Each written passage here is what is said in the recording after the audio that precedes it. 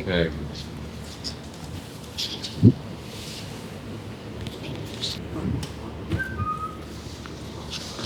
Right. How are you? Yeah, pop up. Oop. Don't Good? Don't do yeah. Okay. Comfortable? Yes. Is this where we converge from smelly fish to identity? From smelly fish to how this transcends to your identity. Oh, yes. The smelly fish. Once when I was in my English class a couple of years ago, my English teacher at the time, Harry James, very British. Mary James. Yeah, you can hear by the name, no? But he asked the class, what is an identity? And we all just kind of fell silent because no one knew how to answer the question. I mean, difficult question. Right? I mean, I feel like there are so many ways that you could approach it from. And there's no right way, but there's also no wrong way. And so I remember just sitting there and I tried to reflect the question back onto me. I was like, okay, so what would I define myself as? Like, what is my identity? Okay. And then again, I was at a loss for words. So I just didn't answer. But then ever since that day, it's been something that's stuck with me. Just like, what is an identity? Yeah. What does it mean? And like, how does our day-to-day influence it, for example? Is it something like more concrete and like physical, such as like the things that we do every day, like our habits, or is it something that's a bit more abstract, like our spirit or our energy, or just the way that we think, or is it a combination of the two? I don't know. There are I feel like I can't even answer it. It's like something you can't really grasp, something you can't really, and especially like in our age, like we're trying to kind of find our identity through the things we do Yeah. and the things we experience. And I find it very hard. I feel like I lose it sometimes. Yeah. Figure it back out, that it comes back to you, and I feel so whole and so put together. Yeah. And at some point, I'm just like, wait, who am I again? Like, what do I stand for? Yeah. To, Like, where did that person go? Exactly. Yeah. That you were so comfortable with, and that. Exactly. Yeah. No. And then, like, sometimes you just have to let that person go. Because it was meant to be for that period of time. Yeah. That identity that's not longer yours to keep, and you move on to a different thing, a different being, a different form, Yeah. How do you manage that, though? Do you think I feel it's like I easy? don't sometimes. Yeah, no? I just think I just have to let myself, just hand myself over to Yeah. becoming something new. You can't control it. It's like out of your control, I feel like. And just, yeah. I guess it depends. I mean, I would say, like, I'm trying to think. From personal experience, I feel like environment matters so much. Like, Yes. now, I've lived in New York for, well, almost a year now. And I came from this really slow-paced island. Like, I was living this island girl life. I had time to think, to be with myself. And then you get tossed into this chaotic city, and so much is happening at the same time. And you're just trying to find space to breathe, but everyone is just like constantly doing things. And it's this like You're in this cycle, in this rush Yeah. of like doing things and Yeah. being surrounded by people who do everything all at once. Yeah. And in a way, I felt like, and I think people might be able to relate to this, but I felt so hollow in a way because I was always so distracted by other things, and I could never find time to just be with me in a way. Yeah, I can relate to that a lot. Yeah. And when you don't have time to just like be with yourself, I feel like it kind of creates this absence. And so you're doing things all the time, but they're so substanceless in a way.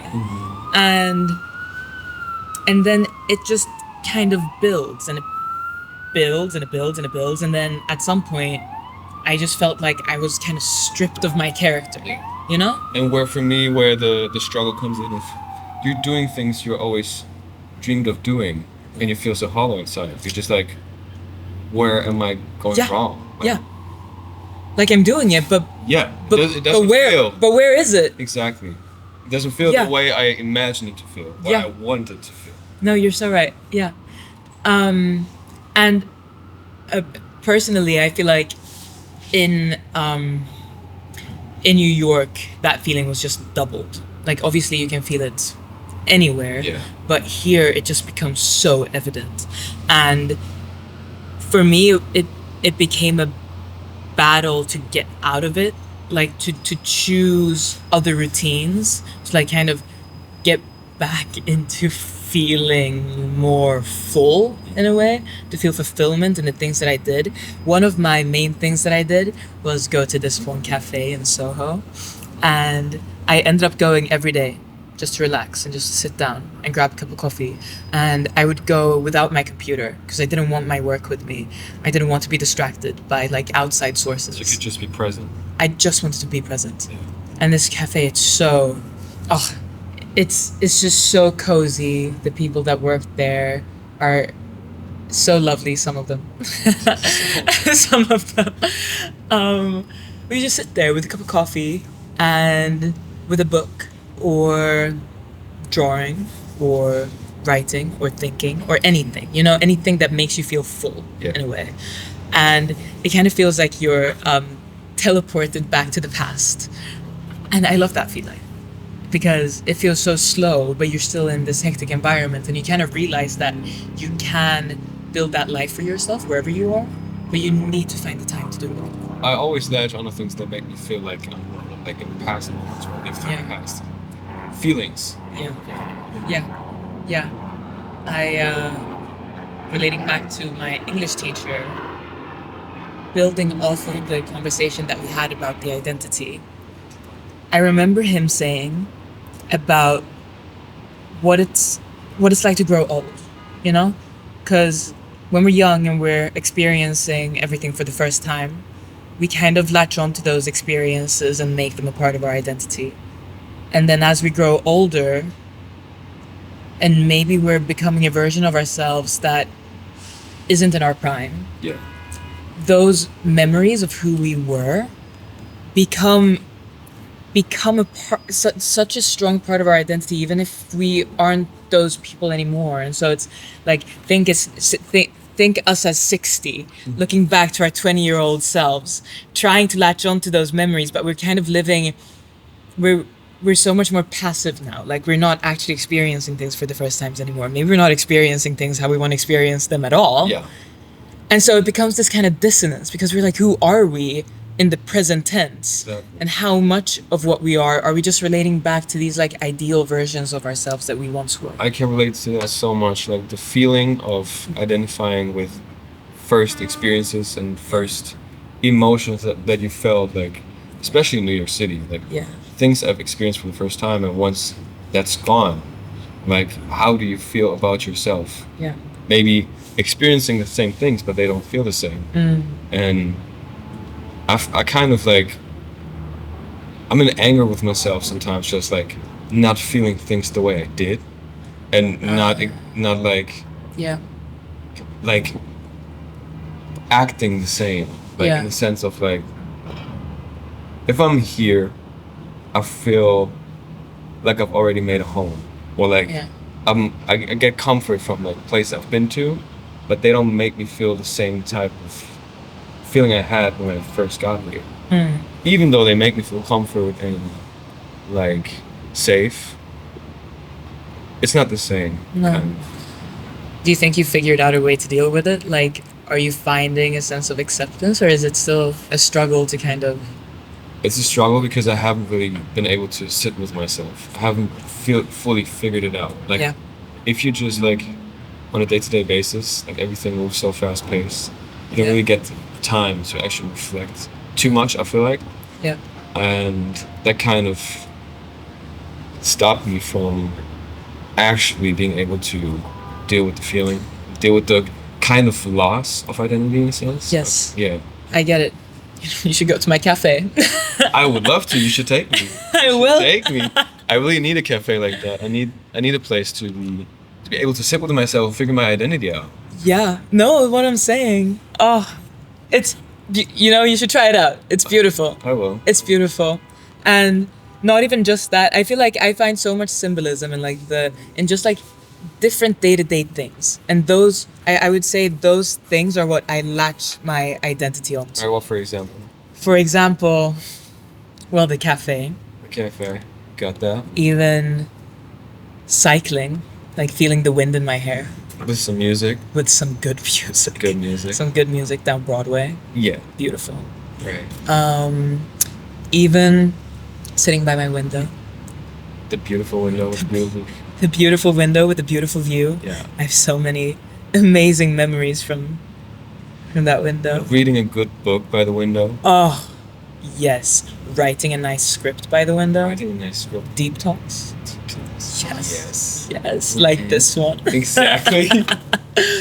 Yeah. I actually gain so much from those conversations. Like, it makes me feel way more connected with myself. If like, being in a room with people who deal with certain things or ask the same type of questions doesn't make you feel alone. Yeah. And also give you a sense of, okay, this is like losing your identity, finding it, or just like identity crisis, just like a normal thing that people also do experience. Yeah.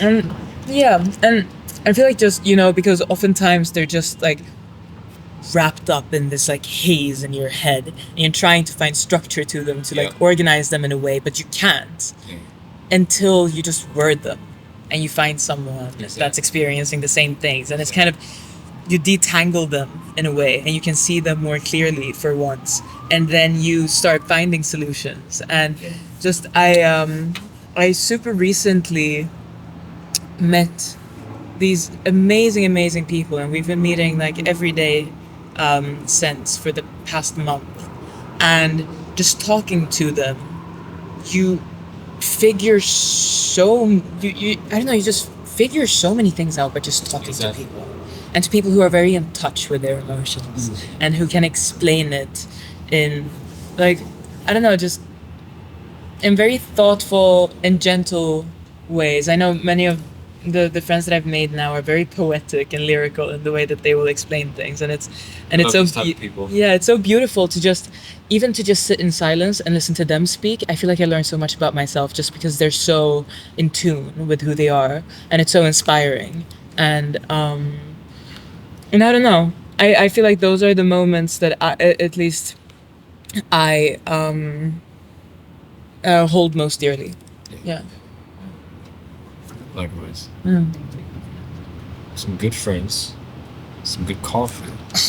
The coffee. Coffee with the friends. Oh, good coffee with the friends. That is what I live for. Exactly. That is where I place most of my identity. Same. A good coffee, some good people. What's your favorite type of coffee? Well, I would say my go-to is an oat latte. Classic. Casual. You know it. How about you? I'd take the straight black coffee on a hot day with some ice to it. Okay. I like it. Have you always been that type of guy? No. No? That wasn't always my identity. What was it prior to that? I was a cappuccino type of guy. Then I transitioned to some matcha. Nice. And then a couple weeks ago actually, it became the straight black coffee. Black coffee. It wasn't something I chose. It just happened. The way my identity shifts. Yeah. Tasting coffee. Something you couldn't control. Exactly. Beautiful. Exactly. But I chose to let it happen. And now I'm at peace with it. Yeah. And I enjoy it. And I kind of like where I'm at. Nice. See, sometimes you just need to find acceptance in that things change. Exactly. And that you gotta be fine with it. I mean, you can't control it. Why is black coffee any worse or any better than a cappuccino? Not to be judged. Not to be judged. I mean, even if we do sometimes, we still should be able to accept the things that are happening to us, even if we might not like them at first. Yeah, you're right. You're right. I guess at some point they do teach us a valuable lesson. Exactly. Damn, we Yeah. took a deep curve from coffee to what the hell? What the hell? I like it though. Coffee, a good cup of coffee could be a metaphor for so many things. It does. Even your identity. Trust. I will probably always identify with an oat latte though. I don't think I'll change from it. Really? Maybe I I. can talk to you in a couple years. We'll see. Yeah. We'll see. We'll see. Maybe at that point I'm an espresso type of girl. Who knows? Who knows? Who knows? I mean, I like a good espresso. A bit too strong for my taste right now. Really? Yeah. I need some milk to Some milk. yeah, to water it down. You can like have an espresso macchiato, 1 shot of milk. Ah, You can get used to it. I mean I could, but then would I want to force that? Would I want to force my identity? You shouldn't force it. Exactly should let what it I'm happen. saying. Okay, I'll let it happen. I'll see where it takes me. What do you think? What was your English teacher? What kind of coffee did he like? Ooh, what type of coffee did he like? I feel like he's more of a tea guy, you know? He grew Very up British. very British, what I'm saying. Probably a breakfast tea and Earl Grey. Yeah. I like myself some good tea, but I would go for a coffee all the time. Oh, like, same.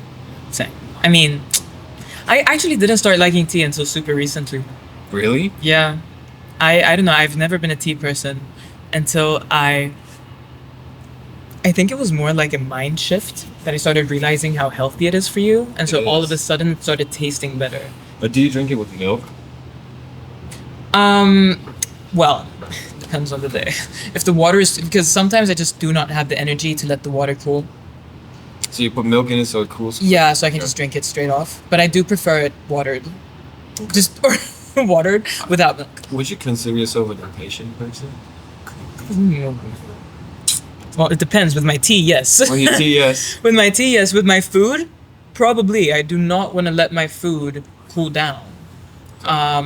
As a person, yes. I'd say I'm. You're impatient. No, as a person, I'm very patient. Okay. I would say. You seem patient. In many ways, I think I would consider myself a very patient person. Okay. It's But yeah, I don't know where it stems from, but I think it's I think a lot actually of my personality traits stem from playing tennis. I wanted to go professional when I was from a super young age, and so you kind of, when you put yourself into a sport and dedicate your entire life to it at a very young age, you become so disciplined. And I think a lot of my patience today, but also just like, I don't know, like stamina in a way, Okay. it Got it. it stems from the tennis Yeah. and wanting to go pro and just having to teach your mind to just battle through things, you know, and then it kind of transforms into every part of your life at some point. I feel the same way. I used to have that with soccer. I started at an early age, wanted to go pro. Yeah. Had to stop after like 13 years. Oh. Was it heartbreak? For a little bit. Yeah. For a little bit. But I think the heartbreak was so like subconsciously happening, and I just completely quit everything. I never watched it afterwards. I just quit. Oh, yeah. So I never really fully dealt with not doing it anymore, but I think it's so rooted in my identity, Yeah. like being pro or becoming pro athlete. Yeah. So I can relate to it a lot. Same. I feel like it will always be a part of us. Yeah, if you grow up with it, it's For like, real. Yeah, Yeah. No, definitely. At heart, I'll always be a tennis. yeah, same. Not a tennis player, soccer player. You should play some tennis. I would love to play some tennis. We should play Yeah. Hudson River. They have beautiful Oh no, courts. I'm not playing you. You're way too good. You have to be patient with me. I'll be patient. I'll be Yeah. patient. Trust me. Maybe. I'll give you a good racket though, so maybe it'll be easier for You you. think that helps? If I'm like fully trash.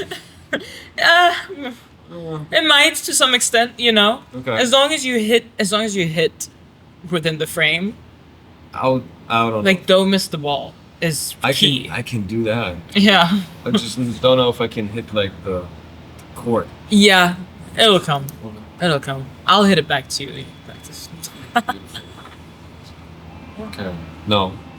I don't. I back to the patient thing. Yeah. I think at core I'm patient, Yeah. but I'm becoming impatient when it comes to like work things or like Yes. yeah. Can you relate to that? Ooh. That's Yes. like that's why I hate myself so Yeah. much when I feel like I'm going away from the person I am because of like Yes. external circumstances. Yes. And I always have to like try to find the patience within me, and Yes. that's why also Yeah. good coffee or just like workspace or good cafe Yes. helps like coming back to Yes. center yourself. You're so right. Okay. This is what I'll tell you. This is what I figured out. Okay. Okay, and this is very new. I'm still trying to figure this thing out. But I had an epiphany. Okay. I had an epiphany. Okay, almost exactly 2 months ago now, so it's new. Yeah. But it was literally a life shift, like a philosophical shift. Like I started recentering what like importance in my life, but also like meaning in my life, and that was the most important thing for me, to be able to gain that patience back. Because at the end of the day, for me at least, it's not our fault, you know. It's especially being in New York, we're in this hyper capitalist environment where everything is so driven by profit and by productivity and Like efficiency growth and, yeah. and growth and etc. And you know, just It's that a city that never sleeps. exactly. You never sleeping. And please, let's stop romanticizing that, because goddamn, we're losing ourselves. Exactly. We are. I think that is where it stems from. And I remember, so this is where I had my epiphany. Okay, I was at my friend's place. He's from my tennis team, and he actually lives just 2 minutes away from here. He still does? Yeah, he still does. And I had an exam the next day that I was super stressed for, and I had a full week to study for it. And for some reason, I just didn't get to it. I was so distracted. I would sit down to study, and I, for the life of me, could not focus. And this has never happened before. Never happened before. Plenty of times. I don't know. For me, I've always been able to like. For me, I've always had a really easy time focusing, and to just zone in on something. Okay. But for some reason, right now, I was just unable to, and I think and it 100% has so much to do with the environment and not allowing myself to like to be one with myself. You know, I think it's that hollowness that we were talking about before. One with yourself, yeah. Exactly. And so I was so stressed. I needed to study, but I also couldn't be alone anymore because I had been alone for too long, and I was so caught up in my head, and it was just destructive. So I went to his place, and I was like, okay, I'll just continue studying here. And then he has this cupboard full of CDs. And he has this huge speaker system. Yeah. He's like, I don't know, he's a nerd for these type of things. And I was just laying on the sofa, and he was like, okay, what's your favorite artist? I was like, I don't know, what's your favorite artist? He was like, this specific Leonard Cohen album is my favorite of all time. And so I was super stressed. I really needed to study. But he was like, let's just listen to the tracks. Oh, okay? Okay. So he was like, sit here in the middle of the sofa, because this is where his surround speaker system, you would be able to hear it the best. And he was like, you have to sit here, right here, and you'll be able to. And you were to just, get the oh my best. god, I gotta study. I was like, I can't do this. Like, you know, my heart was pounding. I was like, know that, yeah, shit. I know that. I was like shaking. I was like, I really need to get this shit done because I have my exam tomorrow. And he puts the CD in, and he just sits down on his chair next to me, and I was laying on the sofa, and we just sit down and we listen. And it's the first time in I don't know how long, like for years, that I've actually listened to the lyrics of a song, and where I've just listened to music for the sake of listening to the music, for the poetry of it, and not to have it as a temporary distraction. Or for the sound, or or the beats, or just to like gain some energy, or like to distract myself when I'm on a walk. Yeah. Or whatever. No, You said with the heart. I sat with the art, and then he will, and I just close my eyes, and then I briefly opened it for a moment, and I would see him so intensely listening to this music, and I was like, oh, I haven't felt this deeply for so long. Yeah. And then I realized that it's the depth of feeling that we're missing, and that we will feel things, but it's so surface level, and I think that is the loss of character, and that is the loss of identity. And just slowing down for 1 second did so much for me. Yeah. And I started tearing up, and I was like, oh my god, why am I feeling this way, like what is happening? And I was looking at him, and I was like, why is he's everything that I'm striving to be, but that I haven't allowed myself to be. And at that moment I realized that it's because everything is too fast paced. I can relate to that so much. Like, especially knowing you need to slow down, or you're losing yourself if you don't slow down. Yeah. Like loss of character. Yeah. And if you see people who are actually able to take some time, sit, people who are actually slowing down and are fully themselves, I look up to those people like a lot. I strive to be like that. Yeah. Because I feel like I'm so far away from the person I want to be. Yeah. If I don't slow down. Yes. And I'm so upset with myself if I feel like I'm just going and going and going, and I'm not stopping, even though I know I should be, but I choose not to. It's just like so contradictive and so I don't know. It's just like I hate that I choose to let that happen and to kind of lose myself in that cycle. And I'm always just like, I keep telling myself it's gonna change. It's gonna be better. Like it will happen. You just have to do it for now. Just like accept it for now.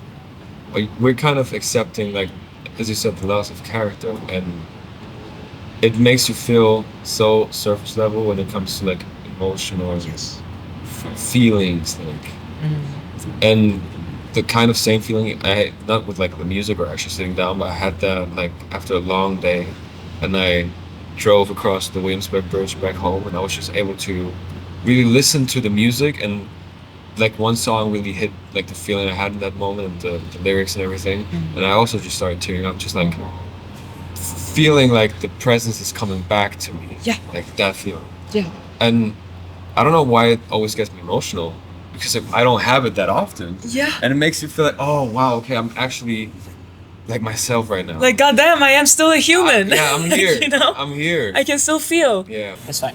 What floor are we on? 30, so not optimal. Fucking hell. Yeah, not optimal to fall out of here. Trust me. To be fair, but here though, this is I didn't know that this was a part of our building until It is? like a week ago. Yeah. So until literally a week ago, when my friend came and she was like, "Can we use this?" I was like, "I actually don't know if this is ours." And we asked the lobby guys, and they were like, "Yeah. You can do barbecues and stuff." So Yeah, great that you're finding this out once you're leaving. I know, but I feel like it'll always be like that. Like even sitting by the window, I had all of my stuff here, so I never did it up until like a month ago. Okay. Which is like, oh, I spent 4 months here already, and I never knew that I had this window access. Yeah. But it's so peaceful, right? So calming. Like this morning when I was just pondering about our script. This is where I was sitting with the breakfast. Yeah. Yeah. This is where my friends will take their little smoke. Oh yeah. Yeah. Have you ever had like a brutal fail? Like where something just fucked up? With like equipment wise? Yeah. I Like footage didn't download, or like it didn't shoot. think I got lucky. I Yeah? can't remember anything. But You're just a pro. a friend no. There probably have been tons of things that went wrong. But a friend of mine, he told me a funny story that he had a shoot, and while shooting he accidentally deleted all the footage. Like he wanted to Shut up. format his SD card, and then like the whole thing was gone. Oh my god. I can feel it in my heart. Yeah. If Oh, that happens, that's you're so just like, horrible. Oh, Because fucking hell. we got into this conversation because I had a photo shoot back in Berlin like 2 months Yeah. ago, and the photographer just hasn't sent me the photos, and I was like, What the fuck is this guy doing? I've seen him post projects that he shot like after we shot our thing, Yeah. and then my photographer friend was like, maybe he just didn't like it or he fucked up, and I Oh, was like, yeah. that could actually like happen. Yeah. But he sent me the photos and they turned out beautiful. Okay. All's well that ends well, I guess. Yeah. I actually I was shooting this short film in Paris when I was there, just with my friends. It was super casual, but it was like my first thing that I had ever shot by myself. And at some point, I just, when you click to start recording and then you pause, and I did And- that the wrong way around. Exactly, And so that- I that shot happens everything a in lot. between. That happens a lot. Like you think you press record, then you Yeah. want to cut, and then you're like, fuck. So I have all the in betweens. Like Oh, yeah, like with everything. no. Okay, so it was just a part, but it was like the most important part. Oh. It was about, so the story is called A Kiss. Yeah. Okay. And you just didn't record the kiss. Yeah, Beautiful. beautiful, right? I know the Guys, kiss was not we got recorded. Yeah, I tried to make it work But somehow. did you realize while shooting the scene or after? No, after. Then you're going through the footage. Oh yeah, Yeah. that was the scene. Yeah. Wait, where is Yeah, it? and also I realized when I was back home in Spain, because that's when I started editing it. So it wasn't like I was able to reshoot it either. It was like that was the scene, had the footage, got my friends to do it with me as well and everything, and then it got home to Spain and I was like, oh guys, so the most important part is not recorded. Just. And then you kind of have to come up with an excuse. You're like, no, it's an artistic choice. But you finished it? Yeah, I did. Okay. But Did it turn out okay? it works. But it was also like a super chill thing. It's an So artistic choice. it, as you said it, yeah. it was what I'm saying. It's an artistic choice. I do that all the time. I fuck up with so many things, and people don't notice if you just like play off. Yeah. Just play it off cool. Like, Yeah. that was supposed to happen. Yeah. It was supposed to be out of focus. You're like, oh, you don't like it, you don't get it. Yeah. Sometimes what it I'm is that saying. way. I mean, I have a lot of, especially from the projects I just posted. Yeah. A lot of scenes are black and white, and Yeah. some are not. Looks like a choice. Most of the time, I just hated grading that shot because it was just like so bad lit in that moment. That I was yeah. just like, fuck it, let's make it black and white. I don't have the time. That's the way to go. I do that as well. When I get bad quality shots, I just put it in black and white and it Yeah, with works. photos as well. Yeah. If they fuck up, you just maybe like zoom in, make it black and white, high Yeah. contrast. That's it. Yeah. No kidding though. Yeah. You're like, no, this is just vintage. It's shot on It is. I mean, especially like old photos, they look just so rough and rugged and just like so Yeah. bad in a sense. Yeah. That makes it so nostalgic. So you can just like Yeah. replicate that. I know. That's the way to go. Yeah. That is the way to go.